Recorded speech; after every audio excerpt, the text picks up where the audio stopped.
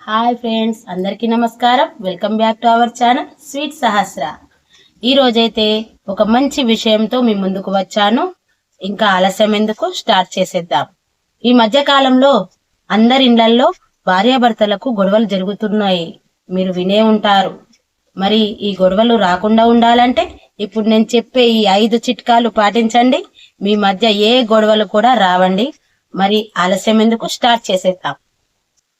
Number 1, భార్యాభర్తలు అన్యోన్యంగా ఉండాలంటే భర్త ఆఫీస్కి వెళ్ళేటప్పుడు భార్యను చూసి ఈరోజు చాలా అందంగా కనిపిస్తున్నావు చీరలో అని భర్త అంటే అప్పుడు భార్య పడే ఆనందం చెప్పరాని ఆనందం అండి.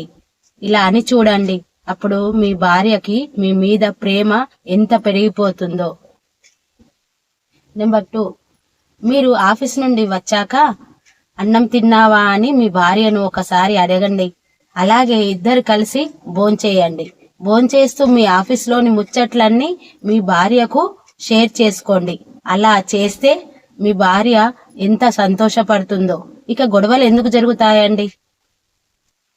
నెంబర్ 3, భర్త ఏ పని చెప్పినా భార్య విసుక్కోకుండా ఇష్టంగా పనిచేస్తే అప్పుడు భర్త పడే సంతోషము ఆనందము చెప్పరానిదండి. ఇలా చేస్తే భార్య చెప్పినట్టు వింటుందని భర్త చాలా సంతోషపడతాడు. ఇప్పుడు ఇలా ఉంటే ఎలాంటి గొడవలు మీ మధ్యలో జరగవండి.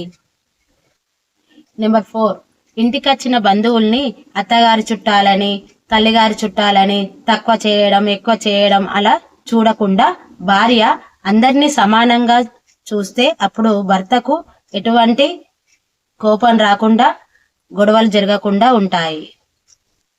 నెంబర్ 5, ఇంటి బాధ్యత ఇల్లాలు, బయట బాధ్యత భర్త. ఇలా అనుకొని అన్ని పనులు షేర్ చేసుకొని ఒకరినొకరు అర్థం చేసుకొని పని చేసుకుంటే ఎటువంటి గొడవలు జరగవండి. నేను ఇప్పుడు చెప్పిన 5 చిట్కాలు పాటించండి.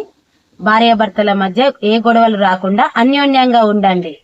ఓకే ఫ్రెండ్స్, నా వీడియో నచ్చినట్లయితే లైక్, షేర్ అండ్ సబ్స్క్రైబ్ చేసుకోండి. మరో వీడియోతో మీ ముందుకు వస్తాను. సెలవు.